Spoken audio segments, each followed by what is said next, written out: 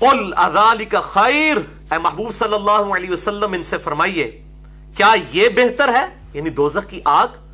ام جنت الخلد التی وعد المتقون، یا پھر وہ جنت کہ جس کا وعدہ کیا ہے اللہ تعالیٰ نے ڈر جانے والوں کے لیے۔ یہ متقی سے مطلب جو ہے وہ فوراً لوگوں کے ذہن میں آتا ہے شاید کوئی داڑھی، پگڑی، نمازیں، یہ ساری چیزیں بھی شامل ہیں، لیکن متقی کا اصل جو معنی ہے یہ لفظ وقا سے نکلا ہے، بچنا، ڈر جانا۔ متقی وہ شخص ہے جو ڈر جائے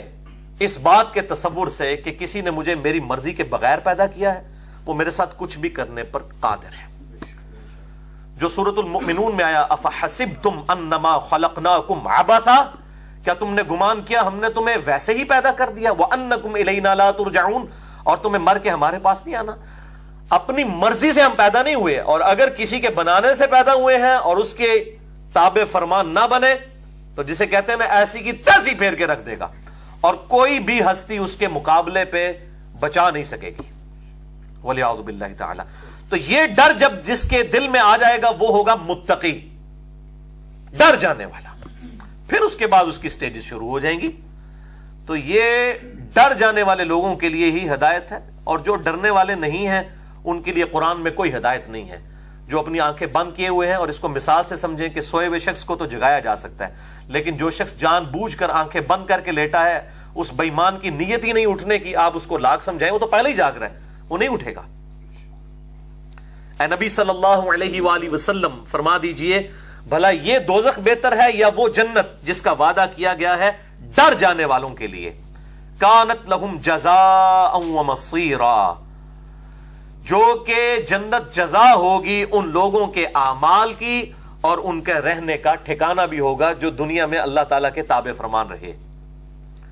لہم فیہا ما یشاؤون، اور اس جنت میں ان کے لیے ہر وہ چیز ہوگی جو وہ چاہیں گے، ان کی مرضی کے مطابق۔ خالدین، ہمیشہ رہیں گے اس میں۔ کان علی ربک وعدا مسئولا، یہ ایک ایسا وعدہ ہے اللہ تعالیٰ کا جو اللہ نے اپنے اوپر خود واجب کر لیا ہے۔ اللہ تعالیٰ اپنے وعدے کی خلاف ورزی نہیں کرتا۔ انک لا تخلف المیعاد، بے شک تو اپنے وعدے کی خلاف ورزی نہیں کرتا۔ اللہ تعالیٰ فرماتا ہے یہ میں نے اپنے ساتھ وعدہ کیا ہے، لا تبدیل لکلمات اللہ، اللہ تعالیٰ کے کلمات نہیں بدل سکتے۔ اگر کوئی شخص یہ کہے کہ اگر اللہ چاہے تو فرعون کو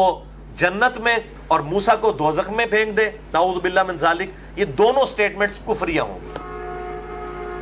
کیونکہ جو جھوٹ بولتا ہے وہ اللہ نہیں ہے، اور جو اللہ ہے وہ جھوٹ نہیں بولتا۔ جو اس نے وعدہ کر دیا وہی ہونا ہے۔ جس نے کفر کیا، جس نے شرک کیا، ان اللہ لا یغفر ان یشرک بہ، بے شک اللہ اس گناہ کو معاف نہیں کرے گا کبھی بھی، دنیا میں نہیں، آخرت کی بات ہو رہی، دنیا میں تو توبہ کرے تو معاف، آخرت میں کوئی شخص شرک کی حالت میں گیا تو اس گناہ کو کبھی معاف نہیں کرے گا۔ کہ اگر کسی شخص نے اللہ کے ساتھ کسی قسم کا شرک کیا ہوا، وَيَغْفِرُ مَا دُونَ ذَلِكَ لِمَن يَشَاءُ، اور اس کے علاوہ جتنے بھی گناہ ہیں جس کے لیے چاہے گا، وہ بھی اوپن لائسنس نہیں ہے، معاف فرما دے گا۔ وَمَن يُشْرِكْ بِاللَّهِ فَقَدْ ضَلَّ ضَلَالًا بَعِيدًا، اور جس نے اللہ کے ساتھ شرک کیا وہ تو گمراہ ہوا اور گمراہی میں بھی دور جا پڑا۔ اس لیے میں بولتا ہوں shirk is the most sensitive issue in the sight of Allah, Allah کی نگاہ میں سب سے زیادہ حساس معاملہ ہے شرک کا۔ تو اللہ تعالیٰ فرما رہا ہے یہ اللہ نے اپنے اوپر وعدہ کیا ہے اہل ایمان کو، اہل توحید کو جنت عطا فرمائے گا، یہ اللہ تعالیٰ نے اپنے اوپر خود لازم کر لیا، خود واجب کر لیا۔ اور یہ کیا فرمایا جا رہا ہے؟ لہم فیہا ما یشاؤون، اور اس جنت میں ہر وہ نعمت ہوگی جو جنتی چاہیں گے۔ یہ نہیں کہا جا رہا کہ جو اللہ چاہے گا، وہ تو ہوں گی، اس کے علاوہ بھی جو نعمتیں ہیں، جو انسان کی خواہشات ہوں گی، جو کوئی انسان خواہش رکھتا ہے اپنے دل کے اندر، اللہ تعالیٰ اس کی خواہشات کو پورا فرمائے گا۔ اور میں اسی لیے اپنے بھائیوں سے کہتا ہوں اپنے دل میں اچھی اچھی خواہشات رکھیں۔ جنت میں جاتے ہوئے جب انسان جنت میں پہنچ جائے تو اپنے رب کے سامنے وہ خواہش رکھتے ہیں۔ مثال کے طور پر میں نے اپنے دل میں ایک خواہش رکھی ہے کہ جنت میں مجھے امام کائنات سید الاولین والآخرین شفیع المذنبین رحمت للعالمین سیدنا و مولانا امام اعظم محمد رسول اللہ صلی اللہ علیہ وآلہ وسلم کی مبارک زندگی کی پوری ویڈیو دکھائی جائے۔ آپ اس خواہش کا اظہار کر سکتے ہیں، اللہ تعالیٰ آپ کے لیے آسان فرما دے گا۔ آپ صلی اللہ علیہ وآلہ وسلم کا جنت میں پڑوس نصیب ہو، پھر اس کے لیے ایفرٹ بھی کرنی ہوگی، صرف دودھ پینے والے مجنو نہیں بلکہ ایفرٹ پٹ کرنے والے لوگ،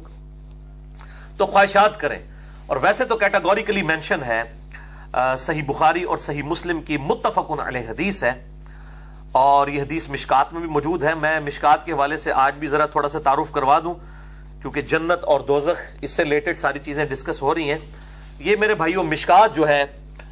یہ انسائکلوپیڈیا آف حدیث اسے میں نے ڈکلیئر کیا ہے، اہل سنت کی مین سٹریم کی 13 کتابوں کا یہ آپ سمجھ لیں خلاصہ ہے۔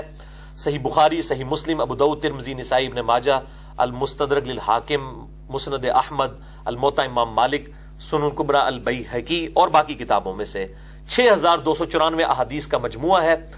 شیخ زبیر لیزئی رحمہ اللہ تعالی کی تحقیق اور تحکیم اور تخریج کے ساتھ اہل سنت پاک.com پہ 18 MB کی 3 فائلز آپ کو اس کا PDF مل جائے گا، یہ آپ ڈاؤن لوڈ کر سکتے ہیں۔ اس میں آخری جلد کے اندر، یہ تیسری جلد، آخری جلد جو اس کی ہے یہ میرے ہاتھ میں ہے، اس میں ڈیٹیلڈ چیپٹر ہیں جنت کے حوالے سے، دوزخ کے حوالے سے، حوض کوثر کے حوالے سے، شفاعت کے حوالے سے،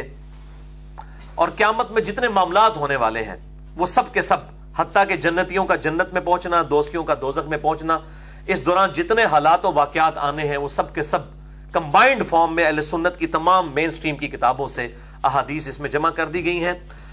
انٹرنیشنل نمبرنگ کے مطابق مشکات کی تیسری جلد میں 5521 5521 سے لے کر 5697 تک کل 177 احادیث ان تمام ٹاپکس کو کور کرنے والی ہے، اور اس میں جو جنت والا ٹاپک آتا ہے اور اہل جنت کا بیان اور ان کے ساتھ کیا حالات و واقعات ہوں گے، اس میں پہلی حدیث یہی ہے جو مشکات میں بھی موجود ہے، اور مشکات والوں نے اس کی پرائمری بک صحیح بخاری اور صحیح مسلم سے یہ حدیث لی ہے۔ مشکات کا نمبر میں اس میں بتا دیتا ہوں، انٹرنیشنل نمبر کے مطابق 5612۔ تو آپ مشکات میں جب پہنچ جائیں گے تو آپ کو نیچے تخریج میں بھی صحیح بخاری کا نمبر مل جائے گا 3244 اسی حدیث کا، اور صحیح مسلم کا بھی، کہ آپ صلی اللہ علیہ وآلہ وسلم نے فرمایا، حدیث قدسی ہے، حدیث قدسی اس حدیث کو کہتے ہیں جو فرمان اللہ تعالیٰ کا ہو لیکن نبی صلی اللہ علیہ وسلم کی مبارک زبان سے ادا ہو رہا ہو، ادر دین قرآن کے، کہ اللہ تعالیٰ فرماتا ہے میں نے اپنے نیک بندوں کے لیے، اس میں نیک کا لفظ موجود ہے، صالح بندوں کے لیے، لعبادی الصالحین، میں نے اپنے صالح بندوں کے لیے جنت میں وہ نعمتیں تیار کر رکھی ہیں جو نہ کسی آنکھ نے دیکھی، نہ کسی کان نے سنی، اور نہ کسی دل پر ان کا خیال کبھی گزرا۔ اور پھر آپ صلی اللہ علیہ وآلہ وسلم نے اپنی گفتگو کی سپورٹ میں سورۃ الفرقان سے ہی آیت تلاوت فرمائی، اعوذ باللہ من الشیطان الرجیم، فلا تعلم نفس ما اخفی لهم من قرۃ اعین، بلکہ یہ سورہ السجدہ میں آیت آتی ہے، پس کوئی جان نہیں جانتی کہ اللہ تعالیٰ نے اس کی آنکھوں کی ٹھنڈک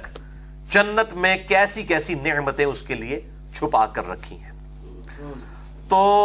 یہ جنت کی نعمتیں، اب جنت کے اوپر کبھی موقع ملا تو ڈیٹیل لیکچر دیں گے، یہ ساری احادیث یہاں پر آپ کو کمبائنڈ فارم میں مل جائیں گی، ایک ڈیٹیل طلب ٹاپک ہے یہ، البتہ یہاں پر اتنی ہی گفتگو کرنا کافی ہے۔